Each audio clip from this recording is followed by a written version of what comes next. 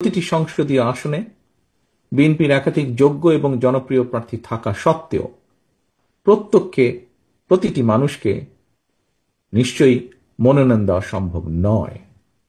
ভিন্ন রাজনৈতিক দলের যারা ফ্যাসিবাদ বিরোধী আন্দোলনে আমাদের সঙ্গে রাজপথের সঙ্গী ছিলেন এমন প্রার্থীকেও বিএনপি সমর্থন দেওয়ার সিদ্ধান্ত নিয়েছে। এই বাস্তবতার কারণে হয়তো কিছু সংসদীয় আসনে বিএনপি দলীয় প্রার্থী মনোনয়ন বঞ্চিত হবেন। বিএনপির সর্বস্তরের নেতাকর্মী সমর্থকদের কাছে আমাদের প্রত্যাশা, দেশ এবং জনগণের বৃহত্তর স্বার্থে, গণতন্ত্রের স্বার্থে আপনারা এই বাস্তবতাটিকে মেনে নেবেন। দয়া করে দলের সিদ্ধান্তকেই চূড়ান্ত হিসেবে গণ্য করবেন।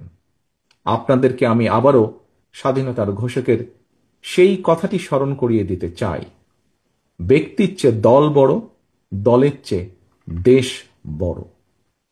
অনেকেই আমরা দেখি নমিনেশন প্রত্যাশী ছিলেন এবং যোগ্য লোকও বটে, কিন্তু দল কাউকে যোগ্যদের মধ্যেই একজনকে দিয়েছে। তো সেটা অভিমান থাকতে পারে, সেখানে কথা থাকতে পারে, সেটা ভিতরে হবে, কিন্তু আমাদের খেয়াল রাখতে হবে যে আমরা রাস্তা ঘাটে বিভিন্ন জায়গায় এই না পাওয়ার বেদনার একটা যদি আমরা বিশ্রী রকমের একটা অযৌক্তিক কাণ্ড জ্ঞানহীন আচরণ করি, তাহলে আমরা জিয়াউর রহমানের আদর্শকে অনুসরণ করা হলো না, দেশনেত্রী বেগম খালেদা জিয়ার আদর্শকে অনুসরণ করা হলো। এবং আমাদেরকে প্রতিদিন যে কথাটি বলছেন জনাব তারেক রহমান, যে নির্দেশনা দিচ্ছেন, আমরা সেটাকে অনুসরণ করছি। অবশ্যই আমরা ঘরের মধ্যে আলোচনা সমালোচনা করব, কিন্তু বাহিরে যেন এর একটা হিংসাত্মক প্রতিফলন না ঘটে। এবং চূড়ান্ত ভাবে যে মনোনয়ন দেওয়া হয়েছে, আমাদের ক্ষোভ দুঃখ যাই থাক, আমরা সেটাকেই মেনে নিয়ে সবাই একসাথে কাজ করব। এটাই আমাদের ব্রত হওয়া উচিত, কারণ এখানে ব্যক্তি নয়, ধানের শীষকে বিজয়ী করতে হবে। কারণ এই বিজয়ের সাথে অনেক ঘটনা জড়িত, আমাদের সার্বভৌমত্ব জড়িত, স্বাধীনতা জড়িত, বহুদলীয় গণতন্ত্র জড়িত।